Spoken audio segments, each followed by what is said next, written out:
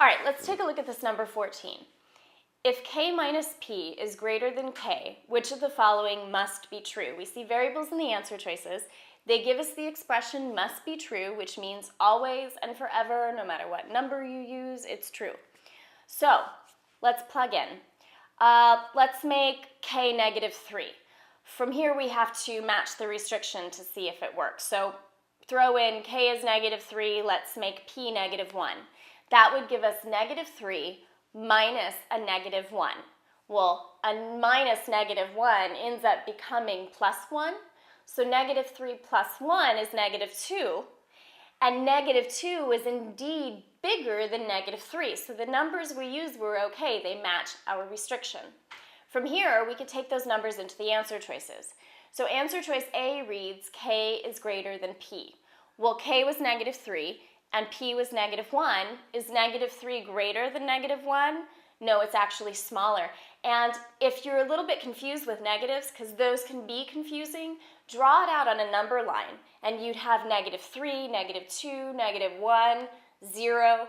So then you'll know, okay, great, negative 1 is to the right of negative 3, so it's bigger. So if ever you're confused with the negatives, totally draw out a number line. All right, so we've eliminated answer choice A. Let's move to answer choice B.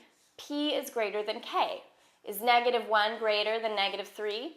It is, so we have to leave answer choice B. Answer choice C, K is equal to P. Well, negative 3 isn't equal to negative 1, so we'll eliminate answer choice C. Answer choice D, K is less than 0. Negative 3 is less than 0, so that's valid. We leave D. And then answer choice E, P is less than 0. Negative 1 is less than 0, so we have to leave E. So we're left with B, D, and E, and we've eliminated A and C. From here, we need to throw in new numbers. Well, pay attention to what we threw in. We threw in 2 negatives. So let's shake things up and throw in a positive number. Let's make K 3 instead of negative 3, and let's make P equal to negative 3. We can leave that the same. So now we have 1 positive and 1 negative instead of 2 negatives. Check your restriction to see if it works. We would have 3 minus a minus 3. Remember that a minus minus 3, the 2 minuses cancel each other out and become a plus. So 3 plus 3 is 6. 6 is indeed bigger than 3, so that matches our restriction. We're good to go. From here, we've eliminated A and C. We don't ever need to look at them again. So we jumped straight to B. B was P is greater than K.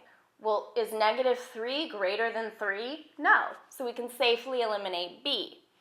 D gives us K is less than 0. Well, we said K was 3, and 3 isn't less than 0, so we can eliminate D. And just to be on the safe side, let's check E. P is less than 0. Well, we kept P is negative 3, and negative 3 is less than 0, so your answer is E.